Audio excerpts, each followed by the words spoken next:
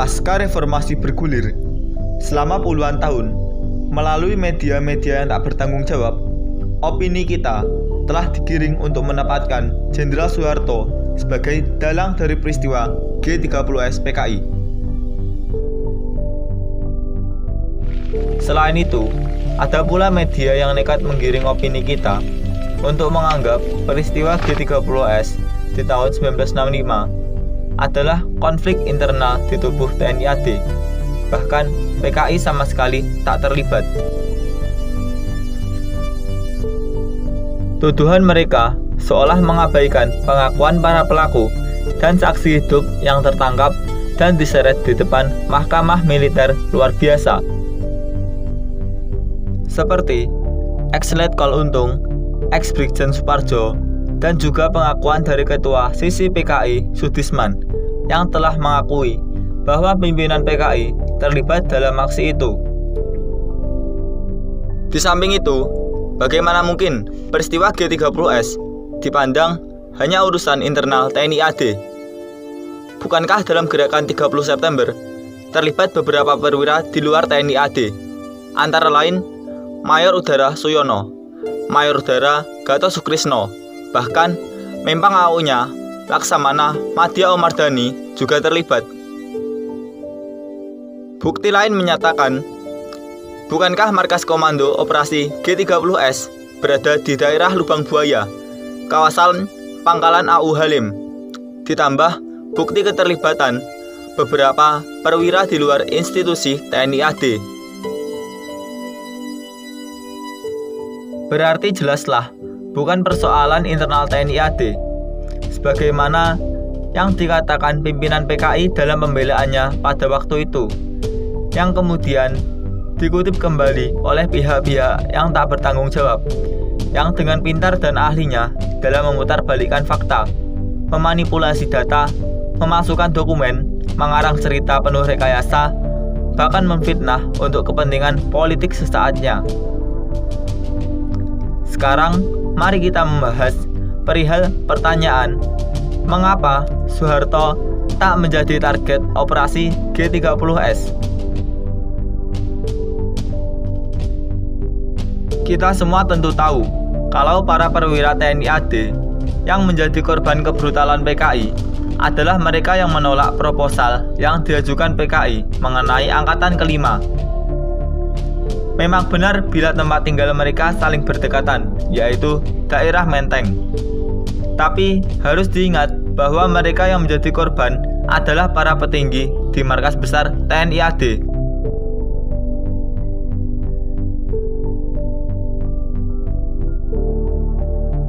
Sebut saja Jenderal A. Nasution yang merupakan Menko Hankam atau Kepala Staf Angkatan Bersenjata.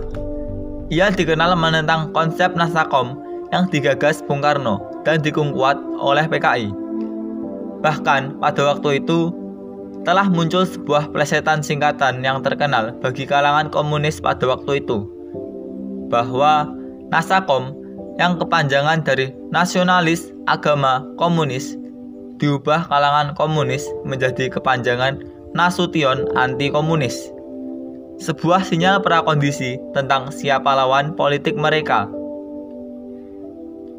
Selain Nasution, Menteri Panglima AD Letjen Ahmad Yani bersama beberapa jenderal di Mabes TNI AD juga dijadikan sasaran yang harus disingkirkan oleh gerakan 30 September. Mengapa demikian?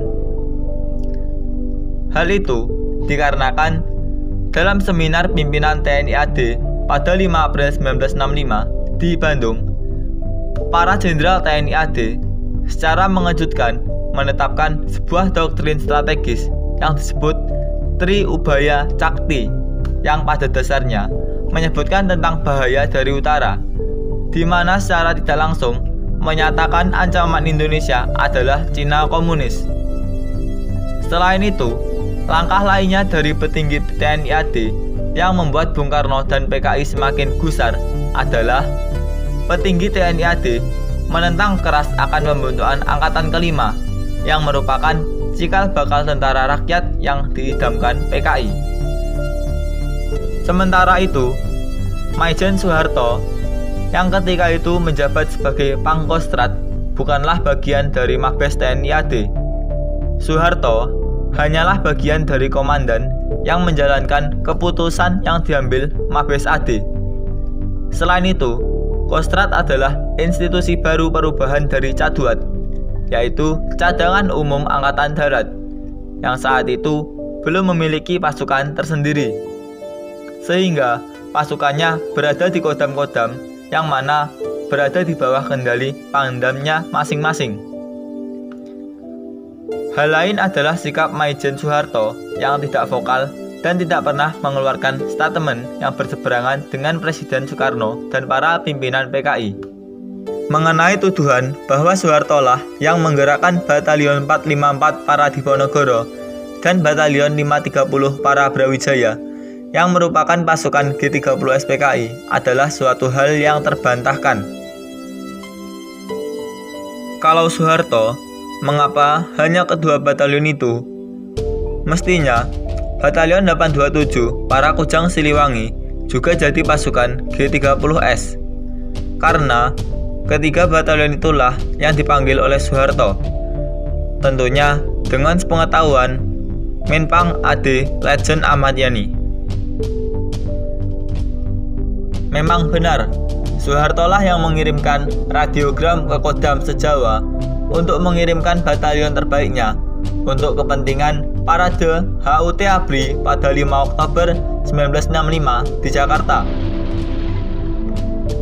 Dan setiba di Jakarta pada 29 September 1965, kedua pasukan ini, yakni Batalion 454 Diponegoro dan Batalion 530 Brawijaya, ternyata komandannya berhasil dibina oleh Biro Khusus PKI pimpinan Syam, sehingga terlibat dalam operasi G30S PKI. Beruntungnya, setelah aksi G30S pada 1 Oktober 1965, dengan bantuan Pangdam Brawijaya Brigjen Basuki Rahmat, Soeharto berhasil menarik Batalion 530 Brawijaya kembali ke Makostrat. Sementara Batalion 454 Diponegoro justru menolaknya. Yon 454 tetap menjadi bagian dari pasukan G30 SPKI dan bergerak mundur ke Halim.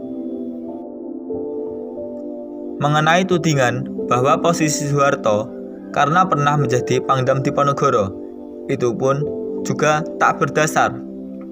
Bukankah Maijen Pranoto juga pernah menjabat sebagai Pangdam Diponegoro? Di kemudian hari, terbukti Pranoto lah yang terlibat langsung dalam operasi G30S sesuai dengan pengakuan Letkol Untung di persidangan Mahmilub. Diculik dan dibunuh. Akan tetapi kita juga terpanggil sebagai prajurit Sabta Marga, karena yang saat ini terancam adalah negara dan Pancasila. Kalian, kawan!